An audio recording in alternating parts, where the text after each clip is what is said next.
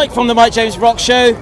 Mark's here from Metal Allegiance. How's it going, man? Mark James. Mike James. Mark James. Mark James. My bro. Also, my bro. yeah. That's right. How's it going, man? It's going amazing. How was the set? Set was fun. A lot of fun. You know, interesting always to play in the daytime. Yeah. Also interesting when you're getting guys from different bands together that have been touring constantly with their actual bands. Yeah, well, I was going to say, have you had time to practice or anything like that? That's the thing. That's the thing. So we rehearse. We just have a set list, and everyone listens to the records, and you know, we go from there. So hence, it almost is like a loose rock and roll show, but at the same time, I guess that's sometimes pleasant for the punters. Just a giant jam night, basically. It is. You know, for the Yes fans out there, they'd probably be offended. Or King Crimson fans too. I don't think you get a lot of those at this Metal Fest, though. It's a bit too proggy, but oh man, it's crazy. I don't think you get a lot of, you know, tarts at those shows. British girls. Yeah, British girls. Birds. That's it. Keeping your eye out. There's a lot to distract you around here. How did your era of the Metal Allegiance come together then? You know, ironically enough, my era of Metal Allegiance is the only era of Metal Allegiance. How is it? I played every live show with Metal Allegiance. Oh, wow. This is when they changed the name. Prior to that, they were called Metal Masters, and it was, you know, all these guys. And when they took it down from the master class, I qualified. No, I'm joking.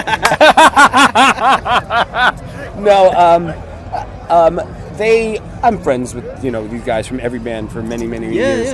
And Mark Mangy, who put the whole thing together, I toured with many of the guys, and they're always looking for a variety of singers, and a lot of the heavier stuff, you know, the gruffy stuff people can do.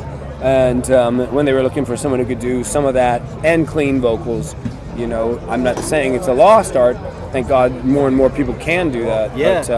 But it seemed like it was becoming a lost art. And Chris Broderick was the one who actually suggested me to Mark Mangy. And after that, he'd mentioned it to Charlie and Frankie and Gary, and they were all like, "Bro, dude, you gotta get more." And logical sense. And it did, and I love it because it gives me a chance to show my range and things I can do outside the Death Angel box, which surprises a lot of people actually, and it's been great for me, and it's also that they throw things at me that are challenging for me that helps hone my chops, and I can bring that stuff back to Death Angel. So are you singing all the songs on the album then, that the guest vocalists did when you play live sort of somewhere like Bloodstock?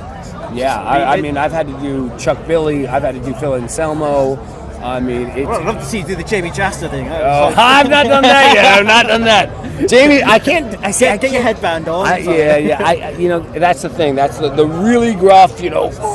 That's the thing. Hardcore scream sing type. Yeah, well, I can scream hardcore, but that stuff is just, you know, there's a certain line that I just can't do. Yeah, I mean, it's not. I could, but then I couldn't sing for Death Angel anymore. You know what I mean? I'm not gonna destroy my voice where there's certain people that are made for that.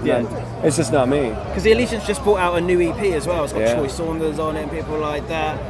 Is it now going to be a regular thing that artists will get together and do this Allegiance if they're available at the time, or is it now going to be put to bed at, say, at the end of this year and rested for a few years for a new wave of people to come in?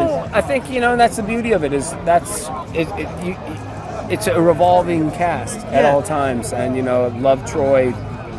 I love Troy, and that's he was on fire last night. Yeah, you never know who you're going to get. Yeah, and you know, it's beautiful, and we all get along, and everyone's known each other for years. And as I said, you know, it makes for every tour and every show to be, you know, slightly different with a different feel. I guess it's all available. Who's available, say, within Europe at the time that can fly in to do the shows? Because you're not doing a tour as the Allegiance. It's here and there, sporadic. Yeah. Like we've done some short 2-week tours, a week tour here or there. We've not done it in Europe or the UK just yet, but we've done it in the States, and those are fun. Scheduling that's got to be a logistical nightmare, getting all you guys for everyone, because, you know, everyone's constantly coming out with new product, and at different times, and everyone's touring constantly. So it's I would hate to be a part of that I would the business hate to side. be. Yeah, goddamn right. How do you see the future of it coming together? Would you be using some of the younger artists, say like a Suicide Silence or someone like that, bringing in their vocal ranges, or is it going to be predominantly your era and kind of? That's interesting because that's interesting. That's a fine question that I don't know. I don't know. I mean, I would imagine it's going to be more nostalgic to the classic bands from that era. And I'm not saying that they're not going to be the new classics. It's just, I just would imagine you guys have had the longevity, you've worked through the 80s and the 90s and the songs and the that are going to bring people, to a beautiful place from years ago. Yeah, absolutely. I wonder if there is a premise of using younger bands and doing a similar thing as well. Then, I think just it would be with great. younger I'm not bands saying in their style. I'm not saying absolutely. I'm not saying bring younger musicians in to do that and push them out of their box and get them to hone their chops on things like that. Because I'm saying that's you. The more you play with different people and the more you learn different styles of music, the more you grow as a musician, and that is the goal. And I mean, this has helped me a great deal, as I said, with my range and things I bring to the Death Angel. And you might have been doing something for years and years, and you notice someone else that's been doing it for years, but they're doing it a similar way, but make it easier for you. No one's going to know the difference besides you, but you've learned off someone that easier for you or more difficult for you, which makes you a better musician. As an athlete, you play with better players, you become a better player, exactly, and that is with anything. With anything, whether it's athleticism, music. Just in jobs, in 9 to 5 kind of thing. Yeah. You need it. Everyone's always striving to do that a little bit better. Absolutely. What's next for you then? You've obviously done the Allegiance thing. I have. I'm going to do a lot of fucking drinking tonight. Don't blame you. Thank God I'm done. I'm a what? Anthrax and Slayer. Dear mates of mine, which is a great springboard to what's next for me. Okay. From here I fly to New York. I'm taking like 5 days there just to relax and decompress, if you will. Yeah. So I don't get the bends going back to San Francisco. I actually just party with dear friends of mine. But New York's a nice place as well, man. Just it's chill, beautiful, isn't it? Yeah. Bohemian kind of vibe. You should see how I chill. It's lethal.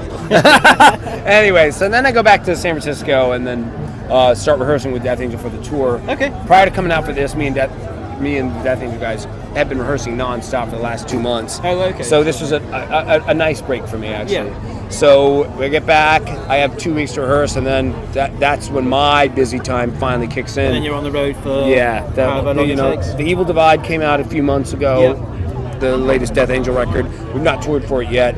It starts September 3rd in Gallup, New Mexico, and we're touring all of September, October, Slayer, Anthrax, Death Angel.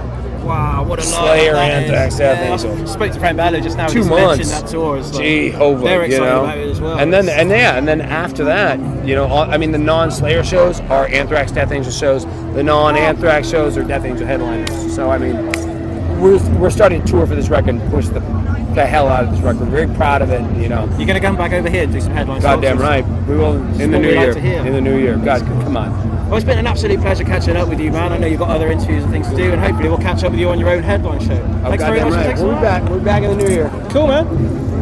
Like James.